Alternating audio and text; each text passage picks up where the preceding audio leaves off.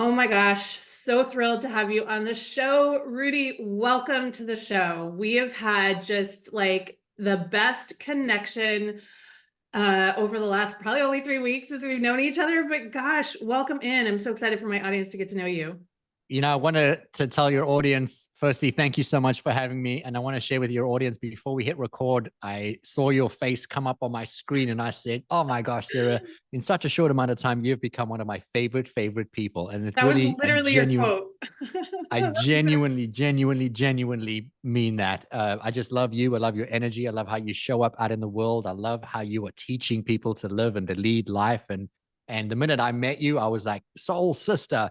So much so that I even got my wife to connect with you because I was like, man, you guys have to know each other. Oh my gosh. And so funny. That's exactly what you said when you got on. And I've actually been super sick this whole week. And today is the first day that I'm feeling a little bit better. All week long, I was like, I got to get well for Friday. I got to get well for Friday because I'm talking to Rudi on Friday. And I was like, looking forward to this as the highlight of my week because you are also one of those people who just bring this incredible, beautiful energy. And I know the audience can read it and feel it off of you already.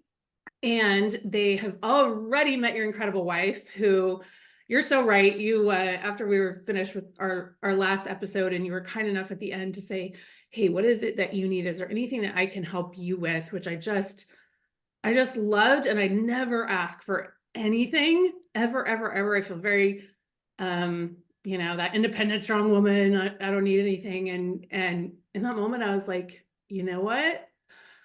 I would love to continue this conversation. And you were so kind and generous. And we had a call after. And after that, you sent me a message and you're like, you're going to love my wife. And you were so right. I mean, the two of you together, kind of magic. You're Well, pretty thank awesome. you. Thank you. Yeah. Thank you. Thank you. I wake up every single day and the first thought that runs to my mind is thank you, thank you, thank you, thank you, thank you, because I get to spend my life with her. I'm very grateful. Oh, I cannot wait for you to share the story of how the two of you met, how you manifested each other, because you were just giving me a little sneak peek of that before we hit record. And I was like, can we please share that? Because it's going to give everybody so much hope when it comes to manifesting love. But before we do that, on this show, I love to give some background. I love to tell a little bit about your background story and for you to share kind of how you got into what you're doing now. And right now you're speaking all over the country, and you work with corporate teams and share the light. You're one of the top leadership coaches in the nation. But there was a before, right? So tell us a little bit about your journey to get where you're at today. I think that there's so much value in looking at who we were because I believe that who we were is preparing us for who we get to become. And so every time I'm on a podcast and someone says, tell me, like, how did you get here? Or what was your story? Or bring us in a little bit. I love to ground that when I share my story, I want your audience to look at their story and not be so fixated on mine. And I want it to be more about, man, you know what? I had that breakup and what did I learn? And how did that add to where I'm going? Or that job or that boss that didn't love me or like me or treat me well. All of those moments are perfectly preparing us for who it is that we get to become. And we're coming here to do something so big and so bold and so profound, but we have to have that level of awareness of who were we as we are being qualified for who we get to become. And so I was so beautifully qualified to be a little boy that felt broken, who felt lost, who felt unhappy, unworthy. I showed up at school on my first day and it was a very military styled school. Everybody was in gray uniforms and blazers. And it was a stark contrast from my lovely, joyful life up until then. And the teachers were just mean and they would whip us and cane us. And if your hair was too long, they would just take a pair of scissors and cut your hair off. And it was just a very brutal way of communicating. And it wasn't always like that. It was just the undertone. If you didn't do your homework, you were hit with rulers on the knuckles or you were caned. I have a memory of being called stupid in the very beginning of my school career and being labeled stupid and the teacher saying, oh, you must be related to Carl, your brother. And I'm like, yes, that's my brother. And then she's like, well, if you're anything like him, you're going to spend the whole year in the dunce's chair because you're probably just as stupid as he, like that kind of talk. And so Wow. I remember thinking, oh, I didn't know I was stupid. And then I started feeling stupid. And then I started acting stupid. And so I became a stupid boy. I say that because, how a stupid person behaves is by trying to be something that they're not. They try to be loud. They try to be the clown. They try to be funny because they don't believe that they have any worthiness or any value in them. And so that's who I was. I just grew up being somebody who was always trying to be what I thought people wanted me to be versus being who I was. And added to that, I didn't come from a tremendous amount of money. We came from, middle class family. We never went without anything, but we never had enough. And I, had to start work at 8 years old delivering newspapers so I could buy the shoes that I wanted to wear to school versus the ones that I was being given as hand-me-down shoes. And then I worked in a butchery, in a bakery, and then a liquor store, and then eventually restaurants, and then waited and tended bar. And so I was just always working, didn't have school holidays, vacations, weekends, and started working in the evenings after school just so that I could buy the things that I wanted or the things that I needed. And I was taught that if there was any forward movement in my life, it was going to be through extreme hard work, and that it was up to me, and that nobody was going to give me anything, and that I had to do it myself. And so when you said right in the beginning of this podcast episode, yeah, my lone wolf behavior of I've got to do it, I just started chuckling inside because I was like, man, I just know what it felt like to live that way. And I had a tremendous amount of pain in my childhood.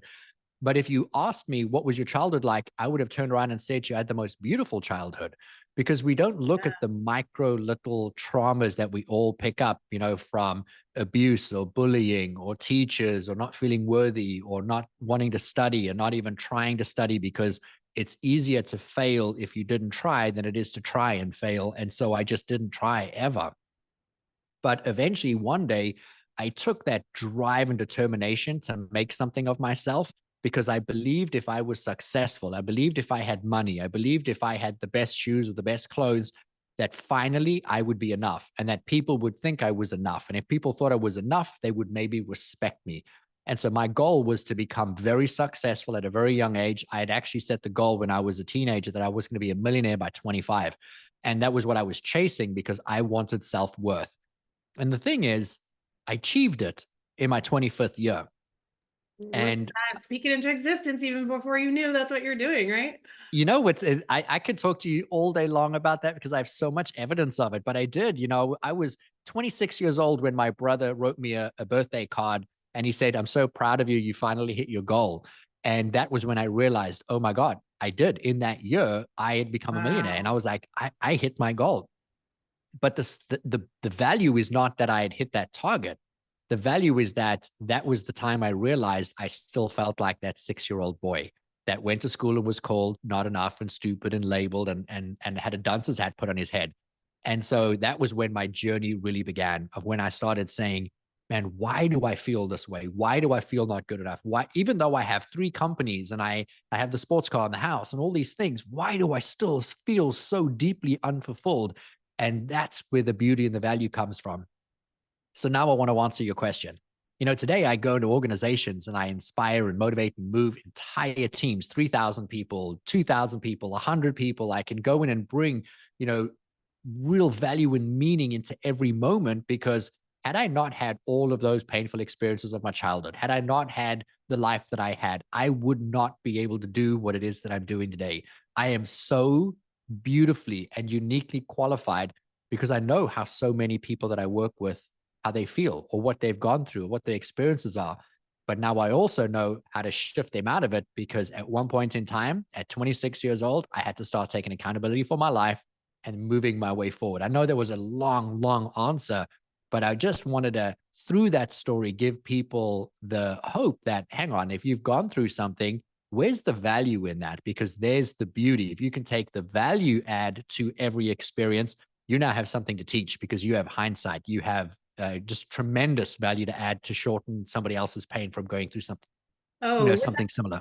yeah, without a doubt. And I think it is absolutely what makes you an incredible coach. If I look at my life, I feel like a cat who's lived 9 or 20 lives. There's been so many versions and iterations of my life. A lot of them marked by hardship and adversity and things like that. But it also puts me in the position that I can, no joke, speak to anyone, multimillionaires, just, someone starting from the bottom, And I can relate in a way that was like, I've been there, and this is what we do to get out of it. And I think there's so much value, and there's so much value in embracing your story for yourself too. I mean, the incredible thing is that it ultimately winds up really being a vehicle to inspire other people, as yours and, hopefully mine has as well. But I learned the most through my own story and through my own growth, like that's how I know something works. If I'm doing it and I get a result, then I'm like, okay, well, maybe if I did that, then someone else can. So I just think like that's so beautiful, and not a lot of people can see their own story in that same way. Do you remember at what point you were able to kind of look at all that and start to craft it through the lens of totally embracing it? I have always been a profoundly spiritual person. So from a very young age, my mom would talk to me about karma. She would talk to me about, the potential of believing in past lives. And I'm not advocating for any of it. I'm just speaking into my truth. And so growing up, I just questioned the meaning of life. Everything had to have value. And around about 26 years old was when I really started to go through my deep journey. So I'd already been devouring books on religion and on spiritualism and on self-development and self-help. And I was just a curious person. But it was at that time when I realized money wasn't fulfilling me. The cars and the houses and the things that I thought would make me feel like people should respect me, I was still walking into the room like the scared little boy trying to pretend to be what everybody wanted him to be. And that's when I sat down and I started saying, there has to be some value to everything. There has to be meaning behind what I'm going through. And when I started making my life not about me, was when I started to really create the biggest shifts and changes. And so I never wanted to be a coach. I'm a coach today because that's what we call the work that we do. But I didn't ever aspire to be a coach. I wanted to be somebody who created a profound impact in the world. I wanted to be on stage and motivate and move people. And Tony Robbins was somebody that I aspired to be when I was 16, 17 years old. And I never believed that I would be the kind of guy that would get on the phone and help somebody move through a trauma. But what I noticed was that I would be called into conversations in work, in life, in relationship, where I was coaching people, I was supporting people. And then I would share with them my vulnerabilities of, here's what I experienced, here's how I did it. And then I would watch their lives change. I would watch them transform. And I believe that there is a higher power that's controlling all experience and that everything is so beautifully and divinely orchestrated. I also was in business from a very young age where I would be brought into big companies to lead and grow and develop their sales teams. And so I've been developing sales teams for over 25 years, 26 years now. And going into an organization and supporting them to grow and develop their sales teams, what you don't realize is a lot of that is helping people overcome their traumas, helping people overcome their pain, helping people connect to a meaning that's bigger than them. And that's where I really found the value in taking what was my pain and using it as a teaching tool. And then when somebody else heals from it, I got the greatest gift because I got fulfillment and I got reward and I got joy. And no amount of money could give me any of those things. And that's really what I think was the greatest value of having gone through all of that. I love that. And there's so much similar to, and your wife shared, kind of her story of how she began to coach as well. And it's very similar. I never wanted to be a coach. That was not on my plan. I was going to be a corporate executive. I had that all, planned out. And people just kind of started resonating with me sharing my story. And at that time I was doing it on my blog, but they were coming to me and saying like, hey, I saw where you were last year and you're in a different spot this year. Like, what are you doing? It's obviously working. What is that? And so just kind of sharing my own experience and my own journey, and being self-aware enough, I think, to analyze what it is that I was doing. And then if I would share that and someone would get a result and get change, all of a sudden I was like, what is this high all about? Like, I had never experienced anything that felt as incredible as it feels to watch someone get a new result for the very first time. And that's kind of, it just kept calling me until I couldn't shut it up anymore. And I was like, all right.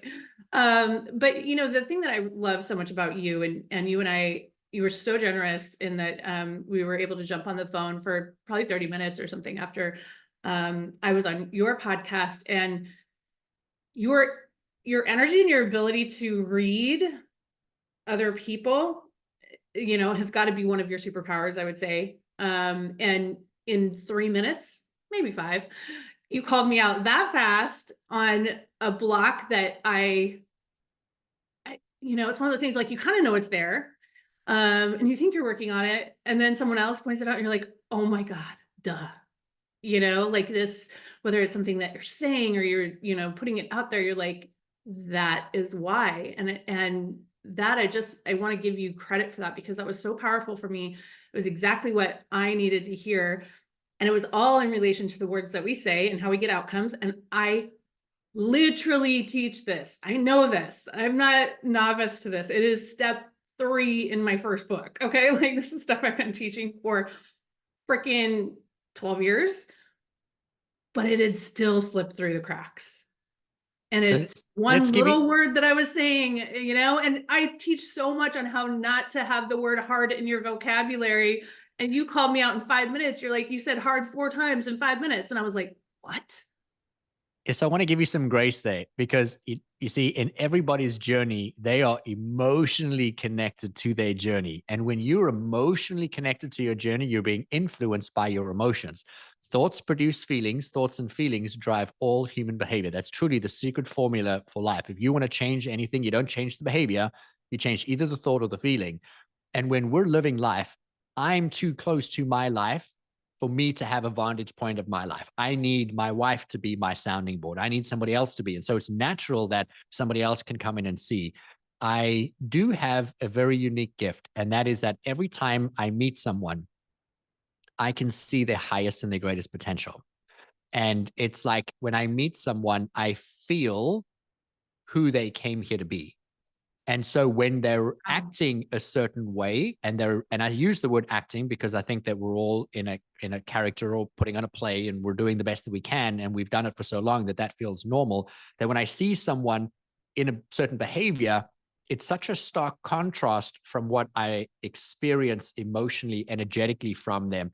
And so the behavior is so different. And that's why I can so quickly in minutes discern and say, whoa, whoa, whoa, whoa, like the feeling I'm getting from you, I first felt the feeling of hard or tough or molasses, and then I looked for the words, and then you use the word hard, 4 or 5 times in a few minutes. And that's where I can call it out so quickly and say, my experience is that, you're saying things have to be hard. What if it could be really easy?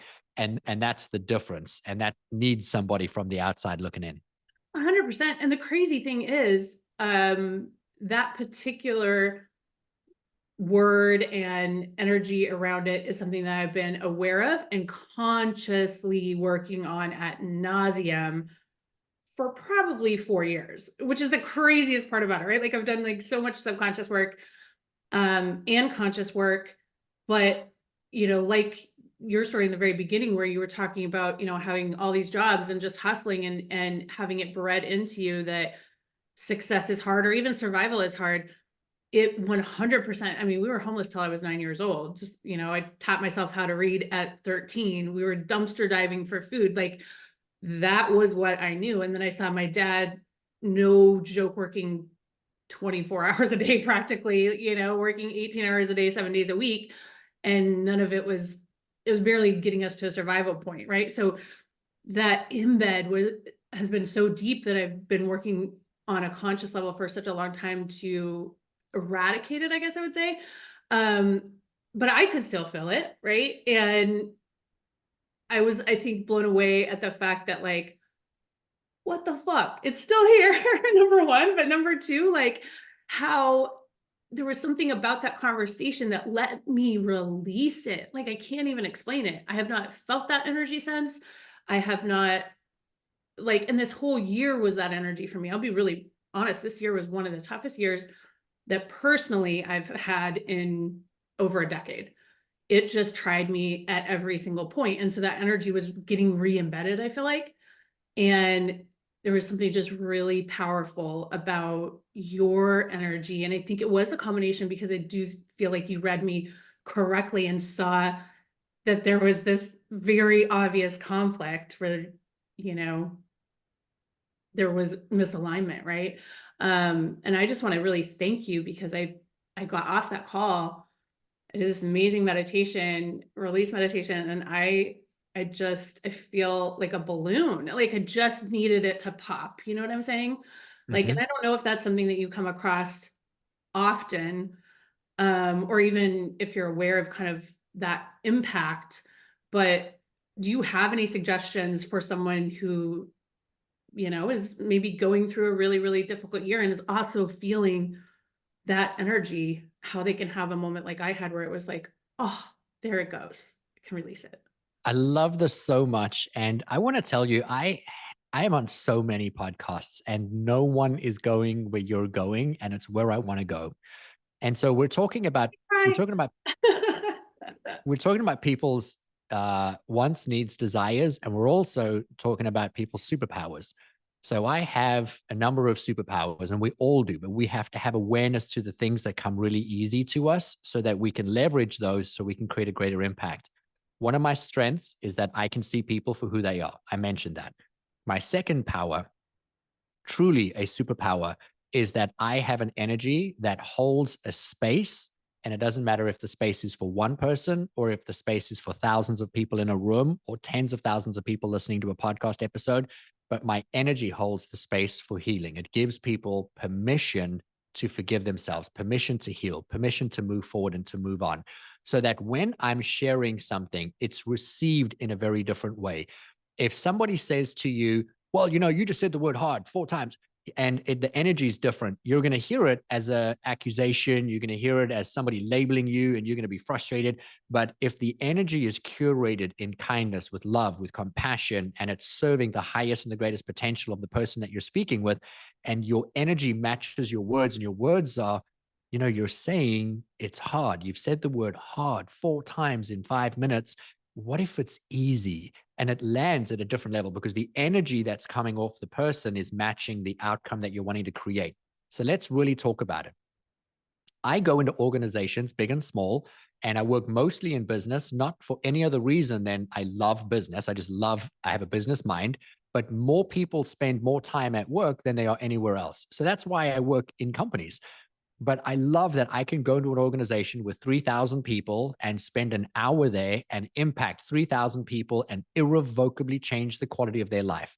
And the way that I do this is I teach a process called priming. I have a program on my website if people want to buy it, but I have a technique of how do you curate how you want to live? How do you want to feel? What do you want to have? Who do you want to be? And what most people don't understand is that when they wake up every single day, the very first 20 minutes of the day sets their dominant vibrational state. What that means is you have a mental body where you have thoughts, you have a physical body, which is what we can see, feel, and touch. And then we have an energetic body. And that energetic body is the energy that permeates out of your skin. And it's roughly 4 to 15 feet past you in all directions. That energetic body is being updated based on the thoughts and the feelings. Now, let's simplify this. You wake up and you have a thought. Oh, I've got to do that email today. I've got to respond to that person I can't stand, and I'm going to fight that thing. And then you have that thought of I'm going to fight, or I can't stand, or I'm frustrated, or I'm resentful. So the brain has to take that information, and now it has to interpret that information and then tell the body what to do with it. It does that through a process of producing chemicals to match a reactionary state. So it's chemically altering the body to match the information that the brain was processing. And Wow. that's called emotion. And emotion is not what's happening now. Emotion is a representation of the past. Oh, I'm thinking about that there. Then the body later updates now. But we react to emotion as if emotion is real and as if we are the emotion. What we don't know is that in the first 20 minutes, the brain is trying to remember who were we? How did we feel? And so it's remembering the past. So that's why yesterday looks like today and it'll look like tomorrow because we continue to wake up and feel the same. But if we change how we feel, we change everything about our day, our life, because we're changing either the thoughts or we're changing the emotion. So it's going to update the thought, the feeling, and the energy. And Yeah. then Okay. Okay. So two things really, really quick. I am a very energetic person as well. I mean, this is something I've probably the last 5 or 6 years noticed about myself. It's not something I've always necessarily known or been aware of. But I can receive like a Reiki, over a Zoom, and it will my full body will move. Like I will get all these, I will literally like get cramps in my lower body, my lower chakra, right? Where I can kind of feel it cleansing or feel it working. No lie, I've been having those exact sensations for the last 5 or 6 minutes on this call. Like as you were even talking through this stuff about my, reaction to hard or letting go or whatever, I can feel it in my chakras. I can feel my chakras going like, okay, there's one last little bit. Here it goes, here it goes, here it goes. And so I just want to like, wow, it's crazy. But to go back to what you were just saying, that's really mind blowing on so many levels, because we all know about morning routines, right? We know we're supposed to be doing X, Y, Z, get up, like, run out the door, do all your stuff. But this is different, right? This is setting the tone and the energy for your day. How do we do that? Like, what is one or two things that the listeners can do tomorrow that I personally am going to start doing tomorrow to set that energy right every morning? I'm going to give you the entire recipe. This But is why I love you. but before You guys are so before we awesome. do that, before we do that, I have to preface 98% of the people hearing this aren't going to do it. Of course. Yep. Their listeners And is that, going in and out, right? In one ear, out the other, no application. But for the 5 people who are listening who are going to apply this, let's go. so my function now is to get everybody to do it. And here's how we get 100% of the people listening to take 100% of the information and apply it into their life. And people are only ever going to do anything if they know what's in it for them. And so if you hear something and it sounds great, your first thought is, well, they're doing it, so we know it's possible, but we don't think it's possible for us. Right. But if we know that what they're doing is possible and we believe that it's possible for us as well, and we can assign a future forecasted emotion to what would that end result be, and you believe that you would get that outcome, you would do anything. So if I were to say to your listeners right now, I'm being really generous today. And if you do these 365 things, I will give every single listener that proves that they did these 365 things, I will give them $1 million cash. Well, all of a sudden, 100% of the listeners are going to do it because they want the $1 million at the end of the story. But what I'm getting at is I'm going to give you 365 things to do, and the 365 correlates with you have to do it every single day. And then at the end of the year, if you were to do this, you don't need $1 million. You can create anything in your life because you can have it all. When we wake Ooh. up in the morning, the brain's remembering all the memories, all the triggers, all of the past, all of the things that have ever happened to us, and it's producing all of the feelings of how we were before. And so the brain now knows how we want to respond. I'm going to do this really quickly because I want to support your audience. And I also want to. So Rudy, real quick, I want to pause. Everyone listening? Yes, dead air. Get it? Okay. This is your challenge. If you listen to 100 podcasts, they go in, they go out. This is your challenge. Do something. Apply what you are learning. All right, Rudy, what are we applying? First thing I want to say is, you're worth it. If you do this work, I promise you're worth it. The life that you want to live, man, it's waiting for you. And I have yet to meet a single person that isn't worthy of living the highest and the greatest potential of their life, that hasn't come here to do something beautiful and profound, that doesn't deserve to have abundance in money and love and health and well-being and time, and that we get to expand in the entirety of our life in every area, not just money or just love. We can't say, well, I have a lot of money, but I don't have love, or I have love, so I don't need money. No, we can have it all. We're abundant, beautiful beings. And if you Amen. do what I am going to share with you now, I promise you, this will change your life.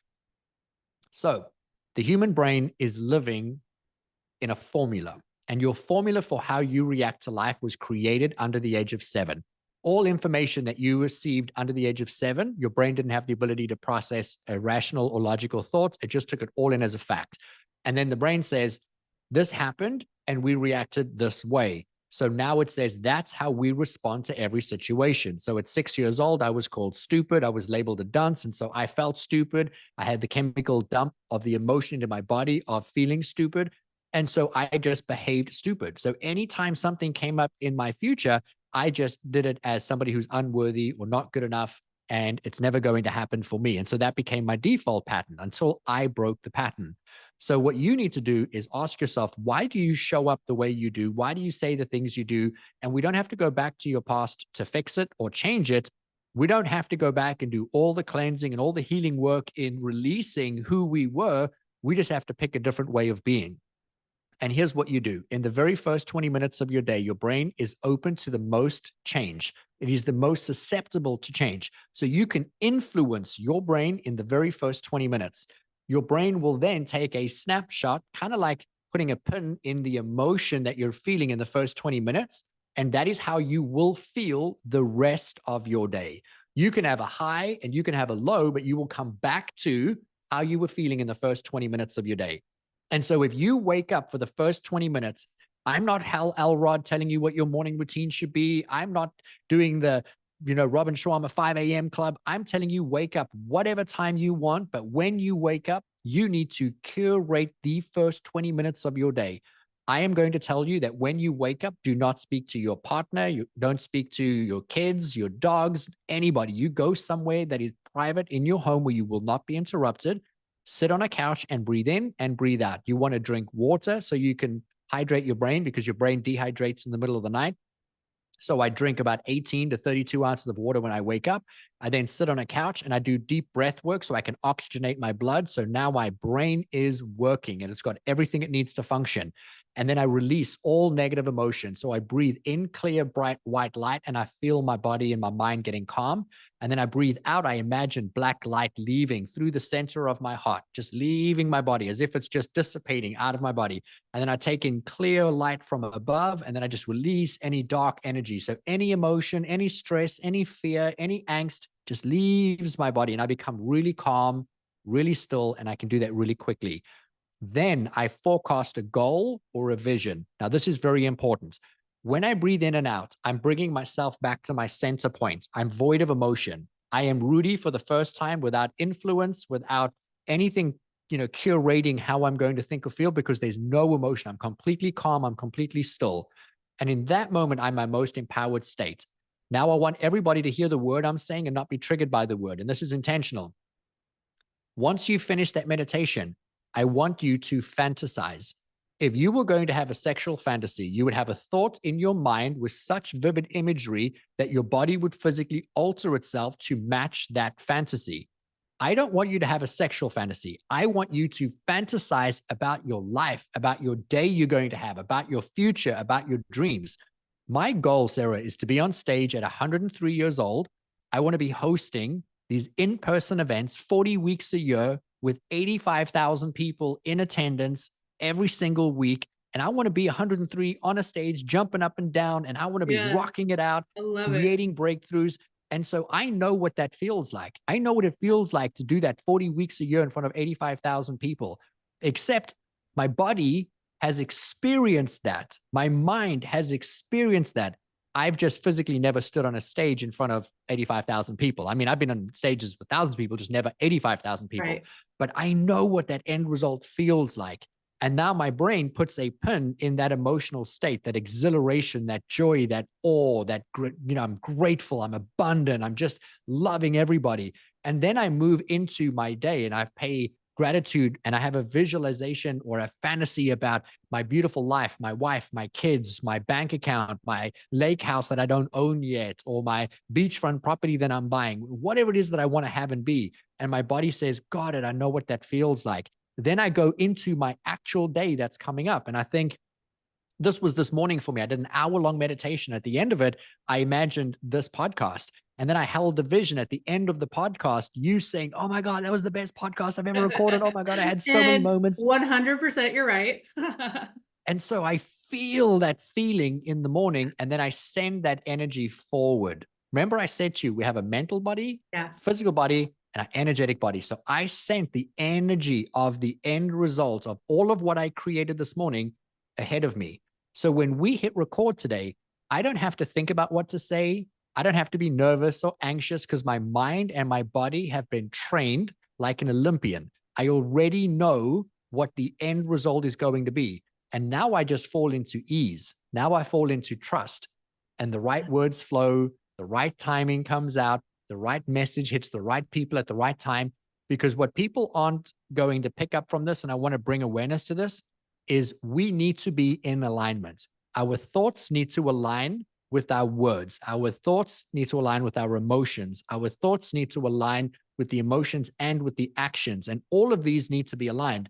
And then we need to update that energy, and all of it needs to be the same. Ugh. I go into businesses and I speak to like salespeople, and they're not doing well. And it's because they have a thought that they're not good enough, or they can't sell the product, or they think the people are too cheap and can't afford it. So something's out of integrity. When they're speaking to people, they look good, they sound good, everything is so polished, but they're just not selling. I walk in and within seconds can say, "Oh my God, you don't believe that people can afford this." And they're like, "Yeah, that's so true." And then when we clear up that incongruence and we bring them into alignment with what the end result is of what they're wanting to achieve, the value in what they're offering, then they can't stop selling and they become the best performers. It's because we bring everything into alignment. And my goal is that every morning you bring you and your energy, your thoughts, your feelings, and then your behaviors into alignment for the highest and greatest potential of who you came here to be. And I have programs for you to learn it, but I've just given you the whole formula. You could truly take what we've spoken about today and apply this into your life, and you will never be the same again. Oh my God. Like I can already feel it. Like I said before, that energy, it's moving in my body. I can feel it. That 100% lets me know, because I know myself and I know my body, that when something is true and something is authentic and something is resonating. And can I just like give you credit for sharing some real shit, some actual tools that you charge a, rate that you are worth with this audience. That is so rare, as you know, right? Like no one gives a formula. And what I know for a fact, what you just said is going to change my life, because I know for a fact I'm going to do it. And I know for a fact that was what you pinpointed on our call together, because I do know the thoughts. I control my thoughts every single day. I'm on my thoughts every single day. I really control my words. Obviously, like that one had fallen through the cracks recently. But what was totally out of alignment for me was my energy.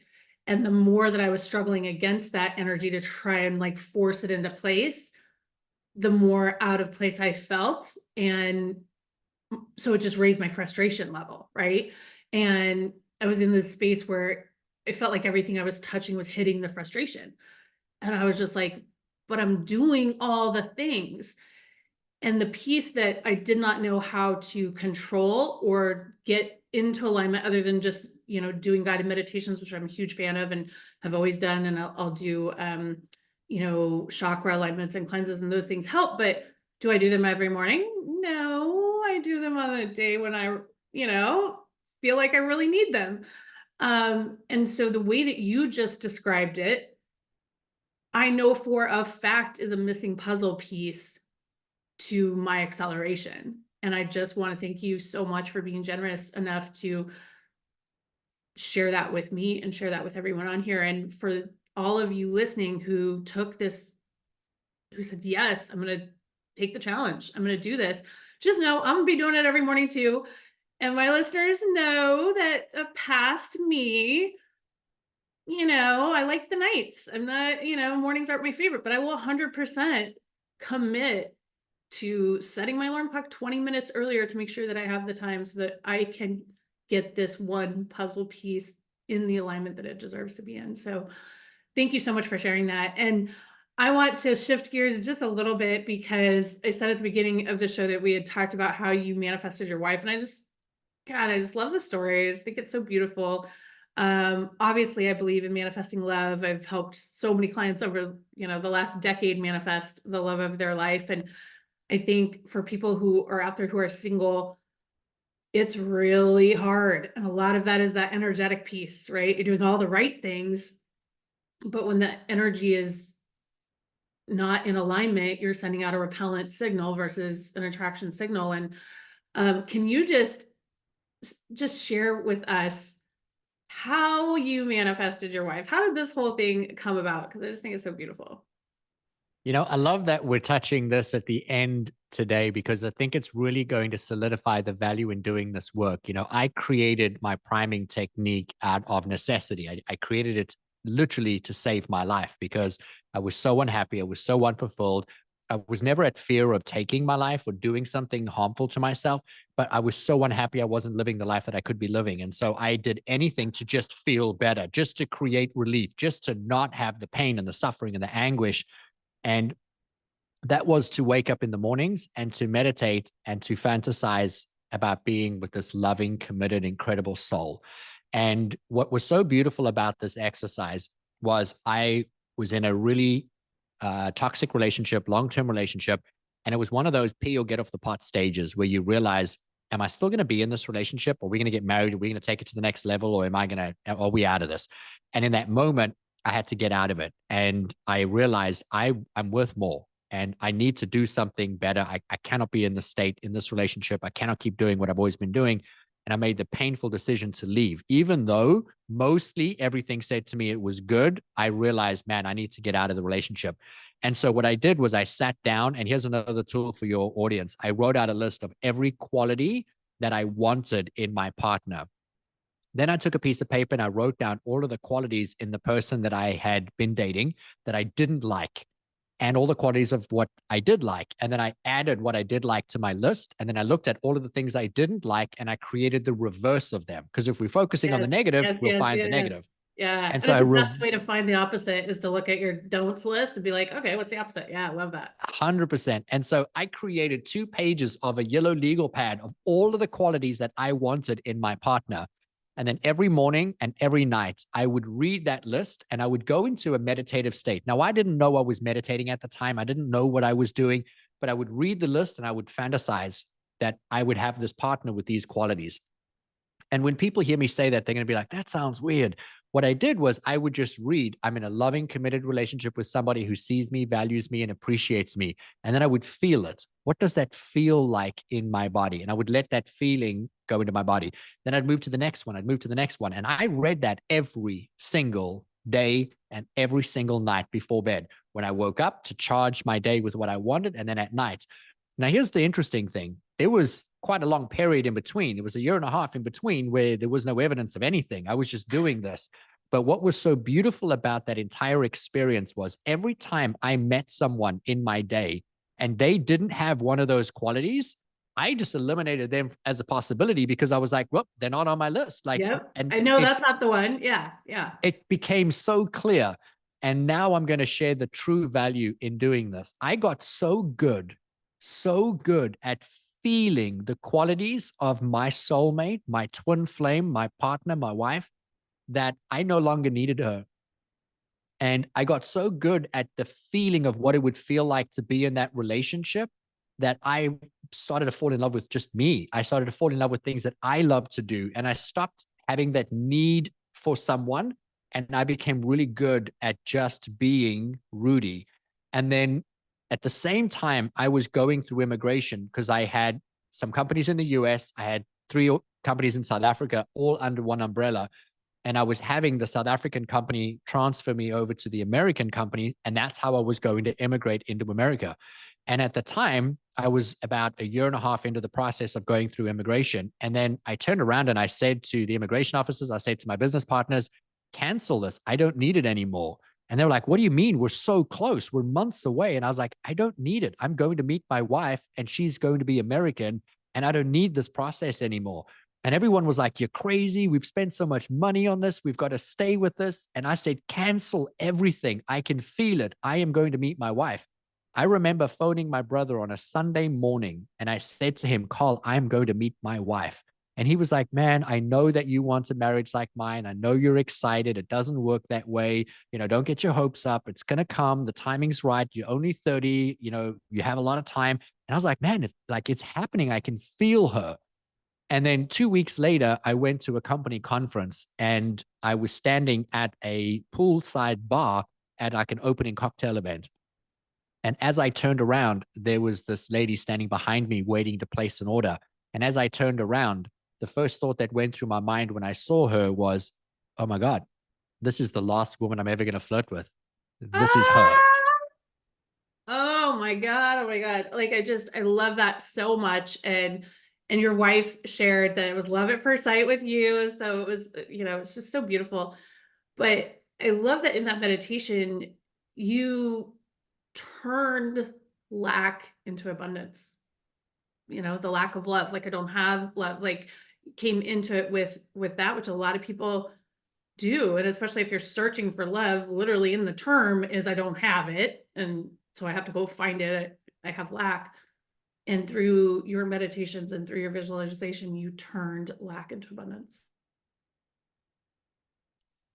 My wife, she does so like she meditates a tremendous amount, but she brings so many valuable truths into her everyday through meditation. And Anniston really like she I'm always in awe of what comes into her head. And she'll come downstairs and she'll say, oh, I was meditating and I had this thought, or I had this book idea, or I had this dream, or this thing happened. And she just constantly receives them. And one of them was about 10 years ago. She had this image of a hand holding a tight fist in front of her face in meditation. And then she was observing the fist and she was thinking, this is so weird. I'm looking at a hand in front of my face, but her eyes were closed. And then the fist opened. And as the fist opened, she realized in life, we are holding so tight on what we want. We believe it can only come one way. And when we just open our hands to the possibility, this is where the abundance lies. This is where all the opportunity comes from, because we're no longer limiting it in one way. When someone feels like they're not good enough, they feel like they're not good enough because they think the only way they're going to feel fulfilled is if they fall in love or if this person Right. gives them something. Whereas if we just open the possibility, what if it can come in a myriad of ways? What if we can fill our own cup? What if, what if, what if? And now you're in possibility, and everything that you want lives inside of possibility. Woo!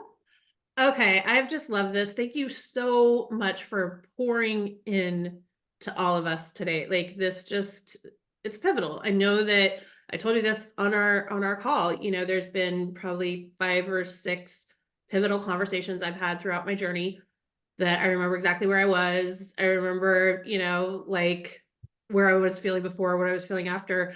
And our conversation was one of those. And I know that it opened the next level of growth for me. And I pray that everyone listening to this is taking the challenge and is ready to have it open up the next level of success and growth for you, because that's why you and I do this. We don't do this to hear ourselves talk. We don't, we do it because we believe so strongly in the results, because we're living the results.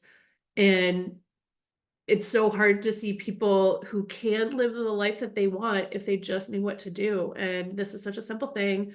Doesn't cost you any money to get up 20 minutes earlier and do this. Like, what do you have to lose? So gosh, Rudi, you're the best. Thank you so much for being on today. Where can everybody learn more about you? Where can those CEOs go book you and get you in their company to get their energy right? And yeah, where should we follow you? I'm going to encourage everybody, because they are listening to your podcast, which tells me that there are podcast aficionados. Go and listen to the Empowered Life podcast a little bit more about some of the techniques and the tools that we bring into life and into business. I want to flip the script of something, and that is not what do we have to lose by waking up 20 minutes earlier. It's what do we have to gain, because Oh, everything that we want is already within us. And we just have to create an environment in our mind and in our body where we feel connected to what it is we want to have. And the universe aligns. I shared that story of meeting my wife, and the true power in that story wasn't that I turned around at a pool bar and saw her and knew that she was my wife.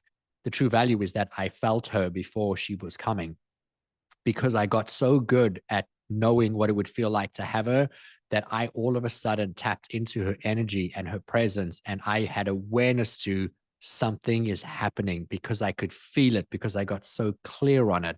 And there isn't a day that I don't wake up, that I don't thank my lucky stars, where I'm not grateful, where I don't stare at her and say to her, oh my gosh, you are just the most incredible person. I just adore you. And I'm so grateful for you, because I know what it felt like to not have, and I know what it feels like to be included and to have this incredible relationship.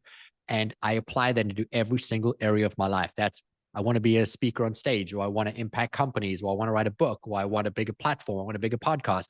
And we can do and have and be anything. Every single person listening to this is unlimited. You are unlimited. I would say you are limited, but you're limited to the thoughts of your mind.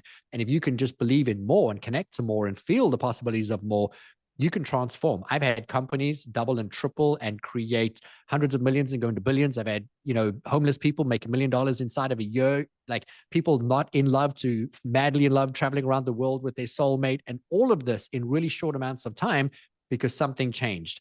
They changed where they access the information in the brain. They changed the emotional state. They stopped feeling like it was hard and it became really easy. And I know what it looks like to do this work. And so I just want to say thank you for investing in your audience. I want to say thank you for bringing me. You have an incredible podcast, an incredible platform. You have such an unbelievable story, and every single person can take so much value from just hearing the wisdom that comes off you every time you speak, because it's grounded in helping support people, but it's also grounded in you've lived it and you're putting it into practice every single day. And you're also coming from a position where you're saying, man, and I'm still learning. And that's what I love so Yeah. much about you. You're quick Yeah. to say, I'm going to add, I'm going to do.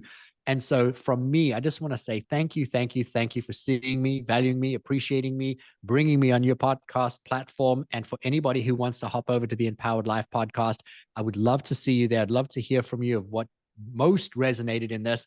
But I want to end my little rebuttal by saying, please, please, please, right now, give Sarah a 5-star review, rate and review, Aw. and subscribe to her podcast, because people don't realize, giving somebody a rating and a review is such a small Yeah. thank you for the time that you're investing, the money that you're investing into putting these out. People don't realize it. A podcast is $600 to $1,500 an episode for people Yeah. to cut and edit and post and put all Yeah. the things together. And we do this because we wanting to impact people's lives. And if you rate and review, you boost the person's message, and the algorithm boosts, and they reach more people, and then the impact is greater. And so I think every single one of us could go on to Sarah's podcast platform, rate, review, subscribe, share this message with somebody who can benefit from it, because she's healing the world. And Aw. I love it so much. Thank you for your time. Thank you so much, Rudy. And that is exactly what I'm going to do for your podcast. And I do say this on here every so often, but I don't think people understand how important it is to provide that feedback. It just, you and I we pour our heart and soul in. And so to hear that it touched someone, or that made a difference, or that they did implement, like, it is everything. And yeah, it definitely helps our business. We all live in an algorithm world. And so it's so appreciated. I don't think people understand how much, at least I appreciate it. I don't know that all creators do, but I definitely do. So thank you for that. And everybody, take the challenge. Thanks again, Rudy, for being on. And until next time, get out there and hustle and thrive.